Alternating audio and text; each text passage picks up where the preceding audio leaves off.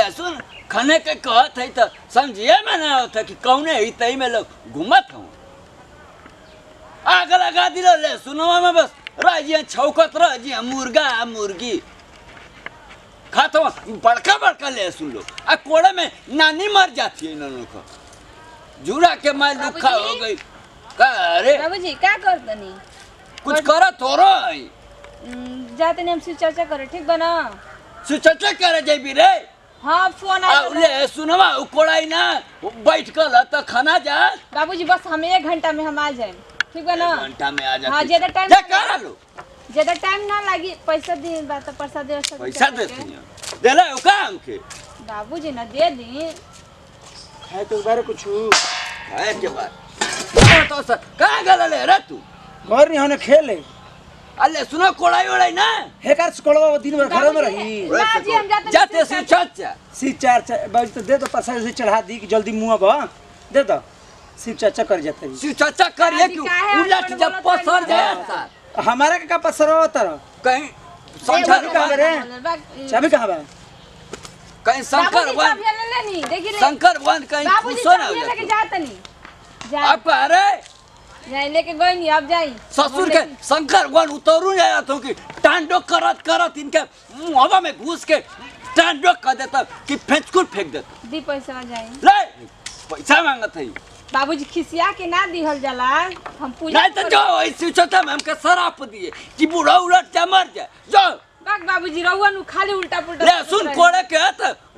जात है बस हम 1 घंटा में चले बाबूजी आ बाबूजी इतना फोटो बोला तनी यही तरह दे राउर कपार में बार ना जमत रहला ठीक बा ना हमारा पूजा पाठ से जमल बटे ना तो टकला हो गई रहती पूजा पाठ कइलू कहत माने हमर पोतोहिया से चर्चा कइलस या चाहे गुरु बहिना लोग के दुआ आदर से हमर मतलब राउर बार जाम गई पूजा कैलू ठीक कैलू अब जइया पूजा कर दे 10 रुपया का प्रसाद ले लिया कि हे भगवान जा शिव सच्चा करा मनौती मांग लिया कि जितना बरवा जरा टकरा हो जाई हमारे बरवा में आग लग जाए का बाबूजी रोवो नु घर के सुख शांति खातिर आदमी करता पूजा की नहीं सुख शांति मत करा शिव चाचा कर दिया हमारे घरवा में टांडो कर दिया इतना मोट मोट सांप उबार दी जा तू पूजा कर जाई ना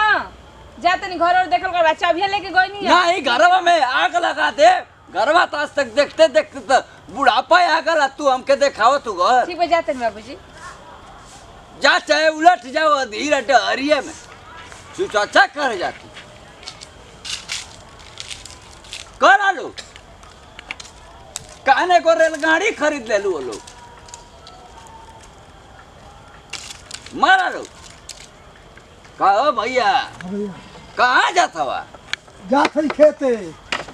अब तोरे कौन खेत में आग लग गई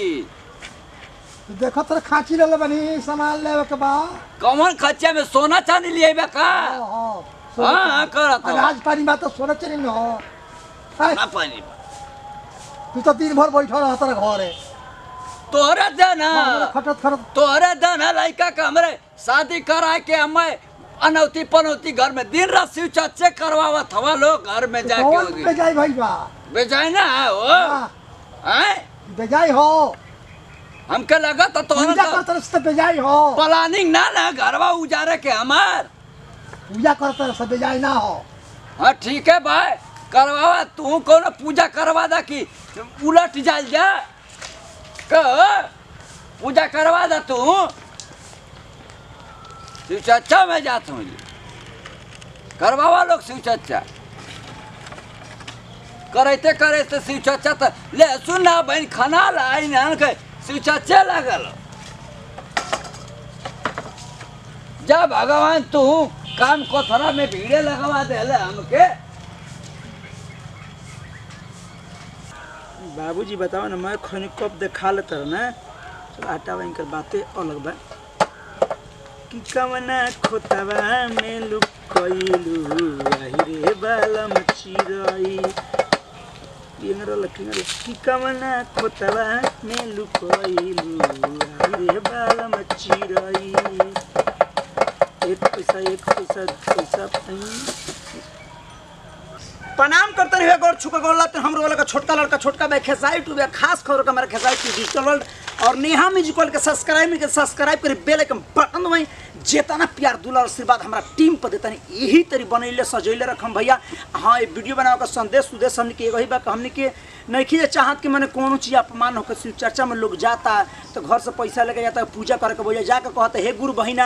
हय हो जाओ, हे गुरु बहिना फलाना के पति के सेवा करे का है, हे गुरु बहिना बाबूजी के सेवा कल जाला, ससुर के सत्कार कल जाला। आ घरे आवते पोतो ही का करते ससुर सलागा तरी सब बाजे घर के वो काम अच्छा से नहीं होकर मगर रोजे जाकर लोग हे गुरु बहिना, हे भोलेनाथ, हे प्रभु, हे गरदानी, हे डमरू वाला सब होखे लगा तो हो जा। मगर भैया शिव चर्चा अगर जे भी करता हम तो हाथ जोड़ के प्रार्थना विनती इहे करम के जौन शिक्षा रहुआ ओइजा देता नहीं तौन अपना सास ससुर के एजा करी, अपना पति करी, अपना लइकन में करी, उतना सेवा करी तो भगवान ऑटोमेटिक रहुआ घर में बसर रहन आ हर धन भन से भर रही पूरा रुपया पैसा धन जन सब लागा रही भे। तो हम ज़्यादा बोल रहे तो माफ़ी चाहते नहीं एजे से दी जब विदाई फिर से अगले वीडियो में जी जय जवान जय किसान भोजपुरी हमारा देश किसान कोना कोना पहुँचाए तन की भोजपुरिया पहचान।